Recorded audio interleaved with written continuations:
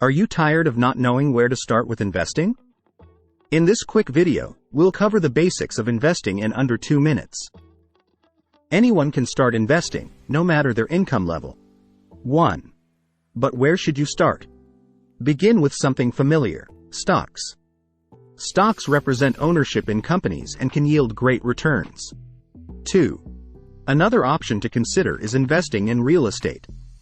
You can purchase property to rent out or invest in real estate investment trusts, REITs, for a more passive approach. 3. And don't underestimate the power of compounding returns. 4. Diversify your portfolio to minimize risk by investing in different asset classes, such as stocks, bonds, and real estate. 5. Stay informed and research before making any investment decisions. Seek professional advice if needed, as investing can be complex. 6. Stay disciplined and don't let emotions drive your investment choices. 7. Start small, be patient, and watch your portfolio grow. Now that you have a taste of investing 101, it's time to take action.